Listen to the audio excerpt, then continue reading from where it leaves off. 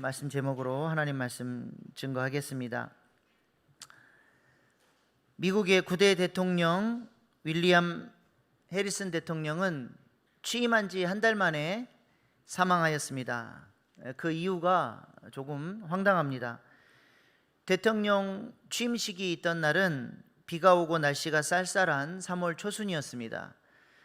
그래서 참모들은 해리슨 대통령에게 연세도 있으시니까 취임식 날짜를 조금 뒤로 연기하는 게 어떻겠습니까? 이렇게 말씀을 드렸습니다. 그러나 육군 장군 출신인 이 해리슨 대통령은 난 총탄이 빗발치는 전쟁터에서도 살아 돌아온 사람이요, 이까지 비바람 따위에 내가 무릎을 꿇으면 안 돼요 하고는 강경하게 이 취임식을 강행을 했습니다. 비가 오고 날씨가 쌀쌀한 가운데서도 자신의 건재함을 보여주기 위해서 일부러 체온을 보호할 수 있는 코트까지 벗고 열정적으로 취임식 연설을 했습니다. 근데 문제는 이 해리슨의 취임 연설이 지금까지도 최장 시간으로 기록되어 있을 만큼 1시간 넘게 연설을 하게 된 것이죠. 당시 해리슨의 나이가 68세였습니다. 지금도 역대 두 번째로 나이가 많은 그런 대통령이죠. 지금으로 따지면 벌써 몇 년 전입니까? 80세가 넘는 것과 마찬가지인 그런 노령의 대통령이었습니다.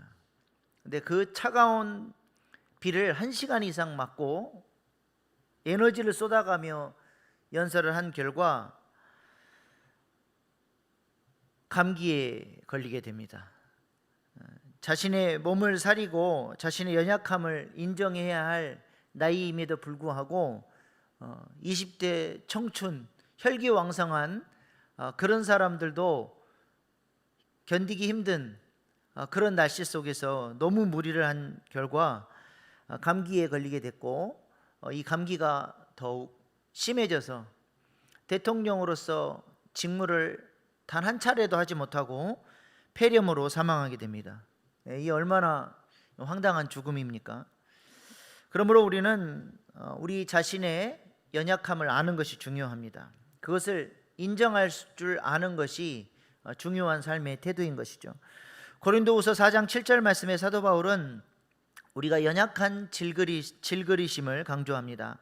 우리가 이 보배를 질그릇에 가졌으니 이는 심히 큰 능력은 하나님께 있고 우리에게 있지 아니함을 알게 하려 함이라. 우리는 하나님을 의지해야 할 연약한 존재임을 강조하고 있는 것입니다. 예수님께서도 우리에게 가르쳐 주신 기도를 통해서, 이 주기도문을 통해서 우리가 연약한 존재임을 강조하십니다. 우리를 시험에 빠지지 않게 하시고 악에서 구하소서. 우리가 연약한 존재이기 때문에 무엇을 구하며 살아야 합니까? 우리에게 일용할 양식을 달라고 날마다 구해야 할 뿐만 아니라 우리는 본성적으로 죄를 사랑하는 그런 죄성을 가진 연약한 존재이기 때문에 유혹에 빠지지 않도록, 시험을 이겨낼 수 있도록 하나님의 전적인 은혜가 있어야 함을 구해야 한다는 것이죠.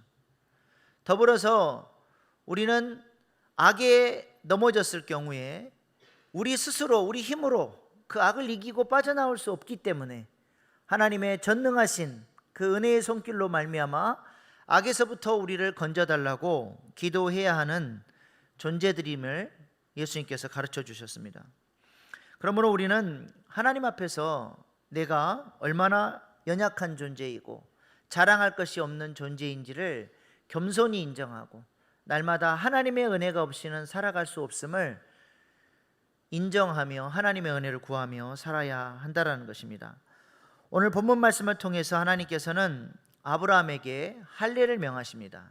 그 할례를 통해서 하나님께서 아브라함에게 원하시는 삶의 태도는 철저하게 자신의 연약함을 인정하고 하나님을 의지하는 존재로 살아가야 함을 하나님이 요구하고 계시는 것입니다. 오늘 본문 10절 말씀입니다. 우리 한 목소리를 같이 읽겠습니다. 시작. 너희 중 남자는 다 할례를 받으라. 이것이 나와 너희와 너희 후손 사이에 지킬 내 언약이니라. 왜 하나님께서 아브라함에게 할례를 명하셨습니까? 할례가 뭐죠? 남자아이들 그 포경수술 하는 것처럼 그 포피 끝을 잘라내는 것입니다. 왜 하필 하나님은 거기를 자르라 그러셨을까요? 아브라함이 약속의 자녀를 얻기 위해서 무엇을 의지했습니까? 하나님의 약속과 은혜를 의지했습니까? 아니면 자신의 힘과 정력을 의지했습니까? 무엇을 의지했습니까? 자신의 힘을 의지했어요. 아브라함이 자신의 힘과 육체를 의지함으로써 내놓은 열매가, 그 육체의 열매가 바로 이스마엘입니다. 그 결과가 무엇입니까? 자신의 힘을 의지하고 이스마엘이라고 하는 육체의 열매를 내어놓았을 때, 우리 지난주 말씀 나눴던 것처럼 가정 안에 다툼과 폭력과 학대와 가출과 무엇보다도 하나님과의 관계에 단절이 일어나게 된 것입니다. 그래서 하나님은 할례를 통해서 아브라함에게 13년 만에 86세의 이스마엘을 낳았는데 99세에 하나님이 나타나셔서 할례를 명하시는 거예요. 네가 믿고 의지했던 그거 잘라내라는 거예요. 너는 나만 의지하는 존재로 날마다 하나님과의 관계 가운데서 그 은혜의 힘으로 은혜의 열매를 내어놓는 그런 사람이 되어야 한다라고 하나님께서 아브라함을 요청하고 계시는 것입니다. 육체의 열매인 이스마엘은 잘라내고 은혜의 열매인 이삭이 너의 삶 가운데 맺혀지기를 원한다. 이것이 하나님이 아브라함에게 할례를 통해서 요청하신 것입니다. 이것이 바로 아브라함이 평생에 걸쳐서 씨름한 내용이죠. 이것은 동일하게 우리 그리스도인들이 날마다 싸우고 있는 영적 전쟁입니다. 육체의 열매를 내어놓을 것이냐, 은혜의 열매를 내어놓을 것이냐. 여러분은 어떤 열매를 내어놓고 계십니까? 사도 바울은 갈라디아서에서 육체의 열매에 대해서 이렇게 말씀합니다. 갈라디아서 5장 19절로 21절 말씀입니다. 육체의 일은 분명하니 곧 음행과 더러운 것과 호색과 우상숭배와 주술과 원수 맺는 것과 분쟁과 시기와 분냉과 당짓는 것과 분열과 이단과 투기와 술취함과 방탕함과 또 그와 같은 것들이라. 전에 너희에게 경계한 것 같이 경계하노니 이런 일을 하는 자들은 하나님 나라를 유업으로 받지 못할 것이요. 이것이 바로 육체의 열매입니다. 은혜를 따라 살지 않는 사람, 하나님으로부터 은혜를 공급받지 않는 사람은 이런 열매를 맺힐 수밖에 없다라는 것이죠. 하나님은 이러한 것들을 마음의 할례를 통해서 잘라내고, 이러한 육체의 열매들은 잘라내고 은혜의 열매, 성령의 열매를 맺으라고 말씀하시는 것입니다. 갈라디아서 5장 22절로 23절 말씀입니다. 오직 성령의 열매는 사랑과 희락과 화평과 오래 참음과 자비와 양성과 충성과 온유와 절제니 이 같은 것을 금지할 법이 없느니라. 그리스도 예수의 사람들은 육체와 함께 그 정욕과 탐심을 십자가에 못 박았느니라. 우리의 삶에는 어떤 열매가 맺혀지고 있습니까? 육체의 열매 이스마엘입니까? 아니면 은혜의 열매 이삭입니까? 간절한 소망은 우리의 삶에 저러한 성령의 열매가, 은혜의 열매가 아름답게 맺혀질 수 있기를 소망합니다. 그렇다면 은혜의 열매를 맺기 위해서 우리가 어떻게 해야 합니까? 사도 바울은 로마서 8장에 이렇게 말씀합니다. 육신을 따르는 자는 육신의 일을, 영을 따르는 자는 영의 일을 생각하나니 육신의 생각은 사망이요 영의 생각은 생명과 평안이니라. 생각이 중요합니다. 어떤 생각을 따르냐에 따라서 육신의 열매를 맺느냐 영의 열매를 맺느냐가 어디서 갈라지는 거예요? 생각에서부터 어떤 생각을 하느냐에 따라서 그 열매가 달라지는 것입니다. 그러므로 할례가 뭐냐? 육신의 생각은 잘라내는 거예요. 그리고 영의 생각을 환영하고 마음을 지키는 사람이 바로 할례 받은 사람이 되는 것입니다. 그래서 우리는 자꾸 영적인 생각을 하는 훈련을 해야 하는 것입니다. 우리의 생각은 진리에 근거한 생각, 하나님의 말씀에 근거해서 하나님께서 기뻐하시는 생각을 해야지, 자꾸 나의 느낌이나 상처로부터 비롯된 생각을 하게 되면 하나님과의 관계에서도 문제가 생기고 사람들과의 관계에서도 문제가 생기는 거예요. 그래서 자꾸 영적인 생각을 하려면 어떻게 해야 돼요?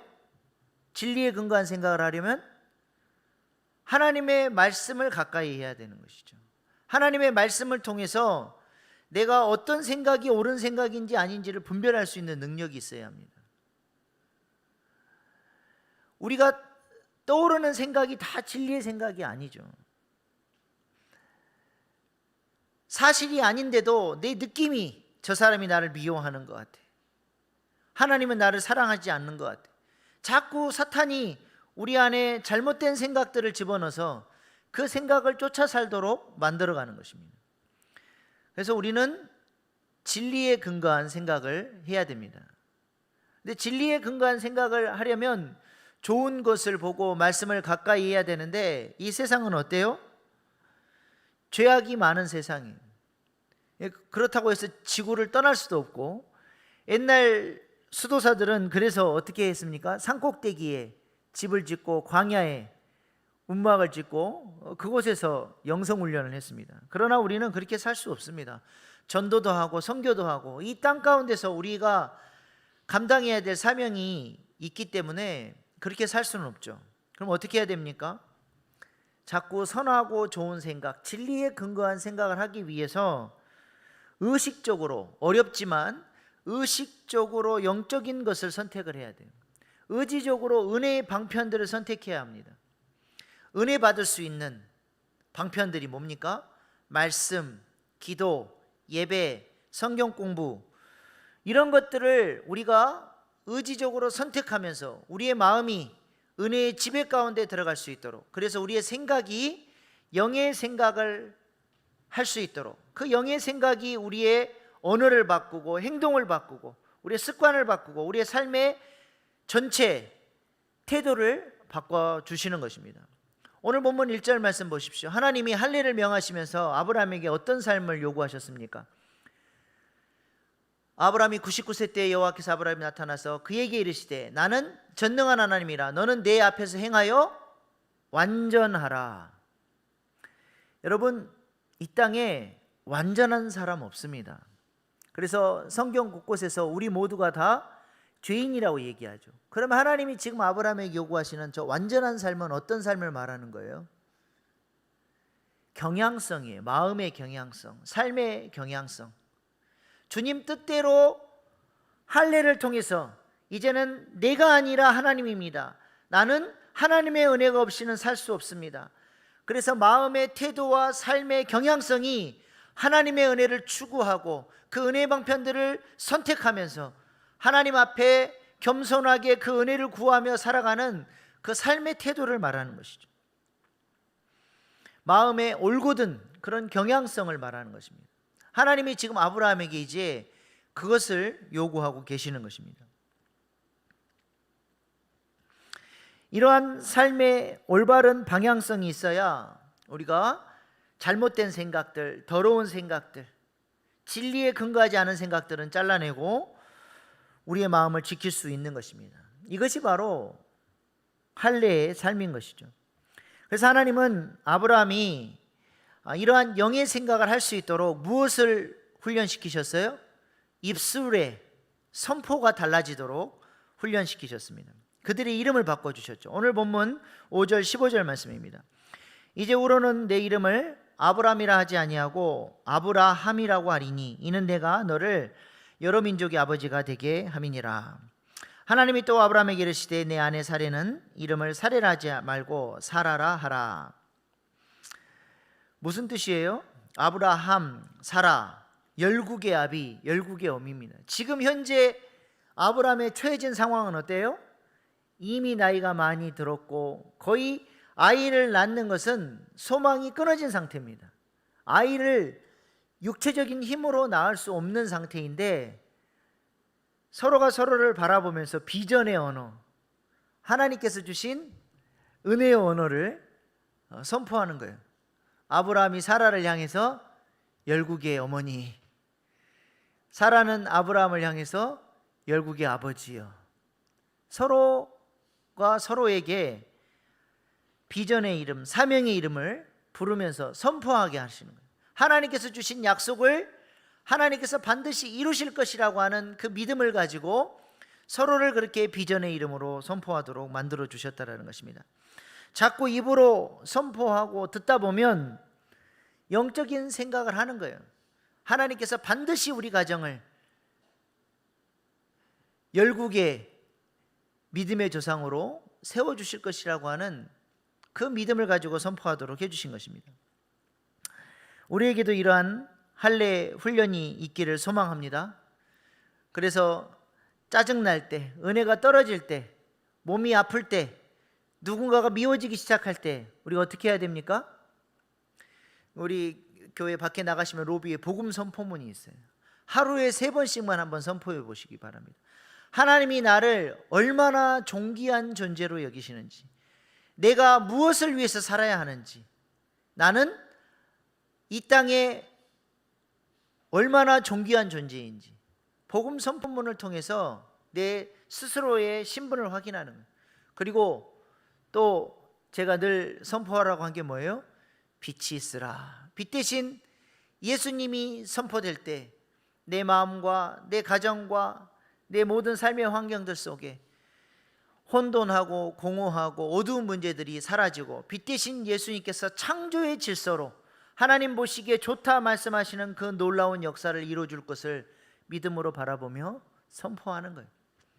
그래서 우리의 생각이, 언어가, 삶의 태도가 하나님을 기대하고 하나님께서 일해 주실 것을 바라보고 그렇게 은혜를 사모하면서 살아가는 훈련을 할 때에 하나님께서 그 영의 생각을 통해서 우리의 삶에 어떤 열매가 맺혀요? 영의 열매가, 생명과 평안. 육신의 생각은 자꾸 우리를 죽입니다. 사망으로 몰고 가고 우리를 불안하게 하고 어둡게 하지만 영의 생각은 자꾸 살아나고 더 풍성하게 누리는 이 생명과 평안을 누릴 수 있도록 하나님께서 우리를 인도해 주시리라 믿습니다. 우리의 삶 가운데 이런 영의 열매가 맺혀질 수 있기를 소망합니다. 우리의 삶에 이러한 은혜의 열매가 맺혀질 때에 하나님은 그 삶을 기쁘게 받아주시고 그 삶을 계수해 주십니다. 아브라함이 육체의 열매를 내어놓았을 때 어떤 일이 있었습니까? 하나님이 얼마나 속이 상했는지 13년 동안이나 아브라함의 삶 가운데 찾아오지 않았습니다. 그래서 창세기 16장 16절에 하갈이 아브라함에게 이스마엘을 낳을 때 아브라함이 86세였더라. 17장 1절에 아브라함이 99세 때 여호와께서 아브라함에게 나타나셨어요. 13년이라는 시간을 하나님이 아브라함의 생애 가운데 계수하지 않으셨다라는 것입니다. 육체의 열매를 하나님은 받으실 수가 없어요. 나중에 이스마엘은 결국 기업을 얻지 못하고 쫓겨납니다. 우리가 하나님 앞에 서게 될 날이 올 텐데 이 땅에서 하나님의 은혜 없이 육체의 열매를 내놓았던 것들은 하나님이 전혀 계수하지 않습니다. 하나님과 아무런 상관없는 삶이 되는 거예요. 하나님이 계수하시는 삶, 하나님께서 기뻐 받으시는 삶은 뭐냐면 은혜와 연결되어 있는 그 삶만 받으시는 거예요. 하나님께서 우리의 삶을 지금도 계수하고 계십니다. 우리의 삶에 얼마나 하나님께서 우리의 삶을 계수하셨을 것 같습니까? 에베소서 5장에 보면 사도 바울은 우리에게 이렇게 권면합니다. 그런즉 너희가 어떻게 행할지를 자세히 주의하여 지혜 없는 자같이 하지 말고 오직 지혜 있는 자같이 하여 세월을 아끼라. 때가 악하니라. 지혜로운 자가 누구냐? 세월을 아끼는 자가 지혜로운 자라는 거예요. 여기서 세월의 헬라어 단어는 카이로스라고 하는 단어입니다. 성경에는 시간을 의미하는 단어가 크로노스와 카이로스 이 두 가지 시간적 개념이 있습니다. 크로노스는 기계적으로 흘러가는 24시간, 그냥 흘러가는 시간을 말하는 거예요. 그러나 카이로스는 그 흘러가는 시간들 속에서 하나님과 관계에서 의미 있는 시간, 하나님께서 은혜를 주셔서 하나님이 기뻐하시는 삶을 살아내는 시간, 하나님께서 계수하시는 특별한 시간이 바로 카이로스입니다. 지금 사도 바울은 세월을 아끼라 때가 악하니라, 이 말은 원어적으로 직역해서 풀면 그 수많은 크로노스의 시간들 속에서 카이로스의 기회를 잡는 자가 지혜로운 자라는 것이죠. 하나님이 우리에게 허락하신 시간들 속에서 하나님과의 관계에서 의미 있는 시간들을 보낼 때 하나님이 그것을 계수해 주신다는 것입니다. 그럼 우리가 우리의 삶 속에서 카이로스의 시간을 어떻게 붙잡을 수 있습니까? 그것은 바로 우리가 은혜를 따라 살아갈 때 카이로스의 시간을 살게 되는 것이죠. 마음의 할례를 통해서 주님을 의지하고 주님이 주시는 은혜의 힘으로 살아갈 때 그 시간이 바로 하나님이 계수하시는 카이로스의 시간이 되는 것입니다. 원종수 권사님은 이런 말씀을 하셨어요. 새벽 기도하지 않는 그리스도인의 하루는 하나님이 계수하지 않는다. 원종수 권사님이 누군지 아시죠? 하나님께서 지혜를 주셔서 서울대 의대에 합격을 했고 수석 졸업했고 지금은 미국에서 유명한 암 전문의로 쓰임받고 있습니다. 원종수 권사님의 고백입니다. 나의 일과는 새벽 기도로 시작된다. 하루를 열기 전 어스름한 새벽에 주님을 만나는 기쁨은 새로운 활력을 준다. 병원이 암 전문 병원으로 명성을 얻게 되면서 정신없이 바빠졌다. 수입도 늘어나 좋은 집으로 이사하고 하나님의 선교 사역도 열심히 도울 수 있었다. 그런데 자연스럽게 병원을 하나 더 인수할 수 있는 기회가 생겼다. 이 병원을 인수하면 연간 수입이 약 30만 달러 정도 늘어날 수 있었다. 이 돈이면 자선사업이나 선교사업을 더 많이 할 수 있으니 좋은 기회라고 생각했다. 그러나 지금보다 더 바빠져서 도저히 새벽 기도에 나올 수 없을 것 같았다. 왜냐하면 새벽에 이제 이걸 회진을 돈다 그러죠. 네, 그것 때문에 새벽 기도 시간이 이제 빠지게 된 것이죠. 이 문제를 놓고 기도하는 중에 응답을 받았다. 하나님은 내가 많은 돈을 벌어 선교 사업하고 자선 사업하는 것보다 새벽 기도하는 것을 더 원하신다는 사실이었다. 하나님은 내가 일하는 것보다 나와의 교제를 더 원하신다고 말씀해 주셨다. 선교나 자선 사업은 내가 하는 것이 아니다. 뜻이 있으면 하나님께서 그 길을 분명히 열어주신다. 수년 전부터 나는 제3세계 즉 복음의 혜택을 전혀 입지 못하는 아프리카나 남미의 정글 지역에 들어가 무료 진료하며 선교하는 사역에 동참하고 있다. 여기에는 많은 인력과 물질이 필요한데 필요할 때마다 이것을 하나님은 정확히 공급해 주셨다. 무슨 말입니까? 하나님의 일은 하나님께서 공급해 주시는 거예요. 근데 그 하나님의 일을 할 때 내 힘으로, 자기 의로, 내 능력으로 하는 것을 하나님이 안 받으신다는 거예요. 네가 많은 일을 하는 것보다 은혜 받는 일이 더 우선이라는 거예요.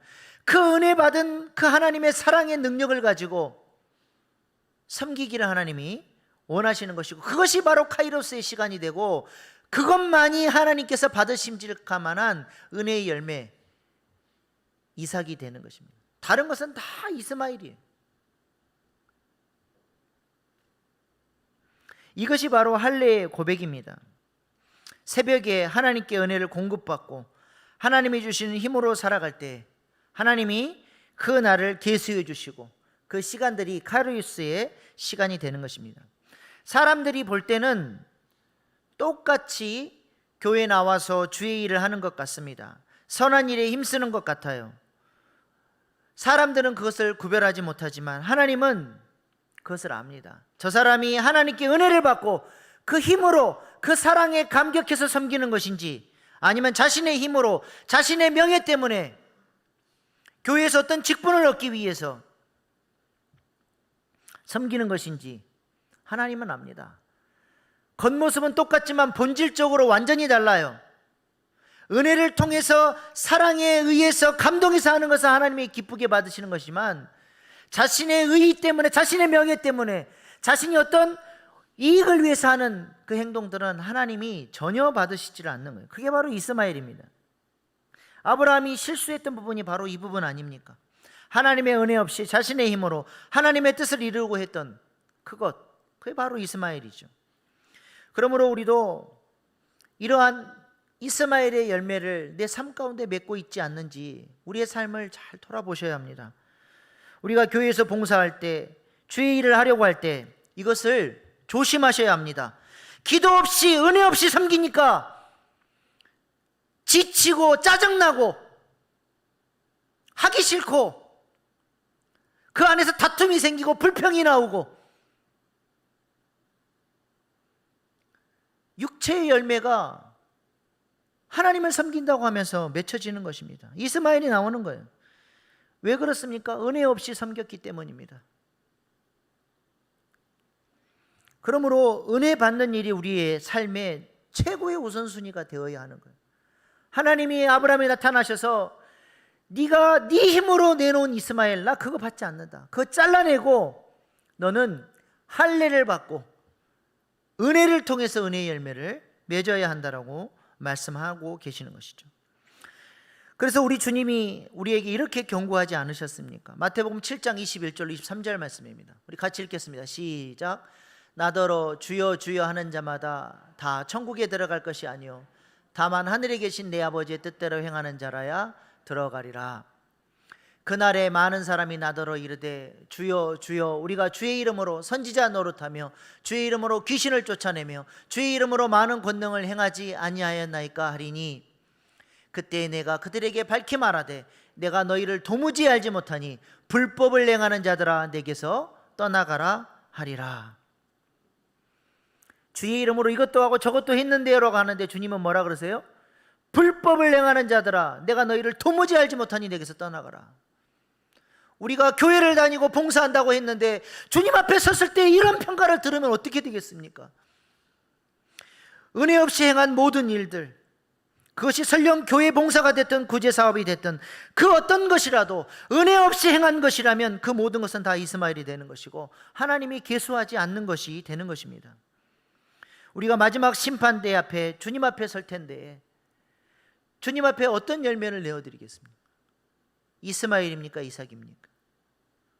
나는 내 나름대로 섬겼다고 했는데 그것이 이스마엘이라고 한다면 얼마나 원통합니까? 차라리 안 믿는 사람들처럼 세상에서 즐기기라도 했지. 이것 세상에서도 마음 놓고 죄를 못 짓고 교회 와서도 은혜 못 받고 이 세상에서 가장 불쌍한 사람입니다. 교회 다니면서 은혜 받지 못하는 사람, 교회 다니면서 아버지의 사랑이 그 마음을 지배하지 못하는 사람.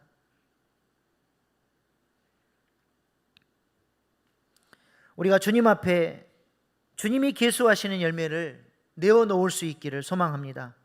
우리의 찬양이, 우리의 기도가, 우리의 섬김이 다 은혜의 힘을 공급받아서 내어놓는 열매가 될 수 있기를 간절히 소망합니다. 이를 위해서 하루에 첫 시간을 구별하여 묵상하며 기도하셔야 됩니다. 새벽 기도 나오면 좋지만 집이 멀고 상황이 안 되시는 분들은 하루에 첫 시간을 구별해서 하나님 오늘 하루도 하나님의 은혜가 없이는 살아갈 수가 없습니다. 오늘 하루도 카이로스의 삶, 하나님이 계수하시는 삶을 살고 싶습니다. 제게 은혜를 주시고 아버지의 사랑을 부어주십시오. 기도하며 나아가셔야 합니다. 하나님의 은혜가 없이는 살 수 없기에 주일 예배를 통해 일주일 전체를 의탁하는 것, 월상 예배를 통해서 한 달 전체를 의탁하며 그렇게 하나님의 은혜를 구하며 사모하는 것입니다. 하나님께서 그래서 이스라엘 백성들에게 첫 것을 구별하라고 말씀하시는 거예요.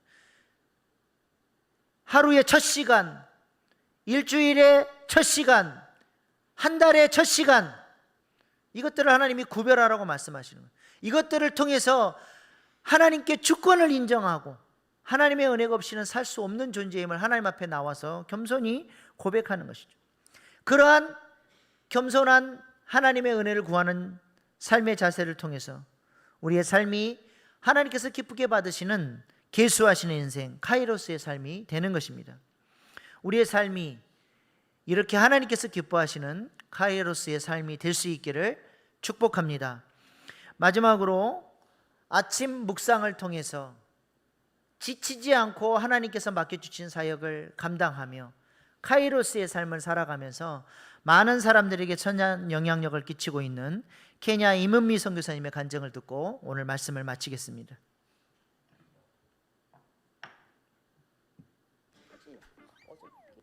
내가 누구를 했어? 하나님 정말 미안해요. 잘못했어. 그렇게 하는 게 묵상이 아니고 나는 큐티를 일단 하루에 한 장씩 합니다. 한 장을 다 읽어요. 읽고 난 다음에 한 구절을 뽑아요. 내 마음에 와 닿은 거. 왜 와 닿는가를 적어요. 근데 큐티를 하는 목적. 기승전 God loves me. 하나님이 나를 사랑한다고 깨닫게 하기 위해서 배우는 것이 큐티라고 생각해요. 근데 많은 분들은 저 같은 경우도 큐티를 처음 했을 때는 삶의 적용이 문제예요. 삶. 예를 든다면 내가 마태복음 7장 1절 읽어. 비판받지 아니하라고 해도 비판하지 마. 읽으면서 찔려. 어저께 내가 누구를 했어. 어머 하나님 정말 미안해요. 잘못했어. 내 삶의 적용. 다음부터는 절대로 남들을 비판하면 안 되겠다. 이것이 묵상인 거예요. 근데 세월이 흘렀어요. 하나님이 나한테 가르쳐 주는 거예요. 그렇게 하는 게 묵상이 아니고 비판하지 말아야 되겠어요. 좋아요. 그 다음. 근데 이렇게 비판하는 나를 아직도 사랑하시나요? 놀랍습니다. 어떻게 저 같은 사람이 사랑이 되나요? 주님 너무 감사해요. 이 사랑을 어떻게 하죠? 이것이 묵상이에요. 그러니까 우리가 환경이 힘들어서 환경을 못 이겨내는 게 아니에요. 이 힘든 환경에 딱 맞짱 뜨는 하나님의 말씀을 모른다. 나를 사랑하는 말씀을 성경 말씀을 통해서 딱 깨닫게 되면 그 환경을 이겨낼 수가 있어요. 성경 말씀에 적신이나 사망이나 배고픔이나 괴로움이나 뭐 어떤 거를 하더라도 하나님이 나를 사랑하는 걸 깨달으면 이것이 다 괜찮은 거예요. 그래서 묵상의 목적은 다 없습니다. 하나님이 나를 사랑한다고 깨닫는 것이 묵상이라고 생각합니다. 큐티의 가장 좋은 점은 하나님과의 친밀감입니다. 하나님하고 친하다는 그런 느낌이 있어요. 내가 받은 인정 중에 하나가 뭐냐면 하나님하고 절친, 친한 사람. 나 그 말 너무 좋아요. 너무 감사한데 절친이 어떻게 되느냐. 큐티 everyday in the morning. 그 시간이 항상 만나는 시간입니다. 큐티를 항상 한다는 자체보다는 삶의 priority. 우선순위라고 우선순위. 시간이 남으면 큐티가 아니고 나는 아침에 그냥 일어나면 큐티를 먼저 해요. 제일 급히 여기는 것을 나는 하나님하고 관계라고 생각해요. 일찍 어디 가야 되면 2시에 큐티하려고. 하나님의 은혜죠. 하나님의 은혜로 나는 이거를 타협해본 적이 없어요. 이랬더니 삶에 어떤 일이 생겼냐면 하나님이 내가 급히 여겨야 할 모든 일들을 다 해결하시더라고요. 먼저 가주시고 예비하시고 준비되어 있고 그중에 한 가지만 예만 들어도 내가 기독 상담학 교수였는데 리더십 강의할 수 있겠냐. 리더십은 나랑 상관이 없는 건데 사실. 그래서 리더십 강의안을 만들어야 되는 거예요. 지금 급히. 그때 탁 떠오르는 사람이 내 친구 중에 지금 이제 다시 아프리카 가셨어요. 지구촌 교회 진재혁 담임과 내 친구 대학 1학년 때부터. 근데 그분이 리더십에 PhD가 있거든. 내가 알지 왜 몰라. 카톡 사랑하는 친구야. 너 리더십 강의안 있지? 좀 보내. 응? 그러니까 사랑스러운 나의 친구께서 그 다음날 교과서까지 택배로 쫙 보냈어. 강의가 다 가는 준비된 거죠. 이것이 인산의 일가 이러한 일은 너무나 많아. 그래서 내 별명이 뭐냐면 형통이 내 별명. 순적함과 주의 말씀 듣기를 청종하기를 급히 여겼더니 내 인생에 급히 해야 되는 모든 일들은 정말로 하나님이 다 먼저 가주셨어요. 놀라운 일들이 너무너무 많이 있어요. 그래서 하나님께 first priority를 드리는 사람은 하나님이 그 사람을 소홀히 여기지 않으세요. 그걸 내가 배웠어. 20대 은미 유니스에게 내가 하고 싶은 말. 아유 진작에 좀 그렇게 잘 믿지. 그렇게 말하고 싶었을 거야. 진작에 큐티 좀 매일같이 하지 그랬니. 삶의 우선순위로. 나도 젊었을 때 방황을 많이 했어요. 그러나 내가 젊었을 그때 내가 20대였을 때 누군가가 야 너 나를 봐. 내가 이렇게 살고 있잖아. 너도 그럴 수 있어. 나를 봐 하는 사람이 없었어. 솔직히 말해서 나 없는 거 없어. 내 자리 명예 I have it. 그래도 예수가 다예요. 없어서 예수가 다가 아니라요. 있어도 예수가 다인 거예요. 예수님은 우리 모두에게 다인 거예요. 없는 사람에게도 있는 사람. 나 그걸 나 말해주고 싶어. 얘들아 예수는 다야. 네가 명예를 가져도 예수가 다고 좋은데 직장에서도 예수가 다야. 직장이 없어도 예수가 다야. Unless you are satisfied with Jesus alone, you cannot be satisfied with anything else. 너가 예수님 한 분으로 만족 못하면 그 어느 곳으로도 너의 삶은 만족할 수 없다. 다시 말하면 예수님 한 분으로 만족하면 그 어느 것이 없어도 만족이 되는 거예요. 비결은 예수 그리스도입니다. 예수 그리스도. He is the answer. 이것이 미션 임파서블이 아니고 It's possible. 모두가 살아갈 수 있다는 것입니다. 네, 기도하겠습니다.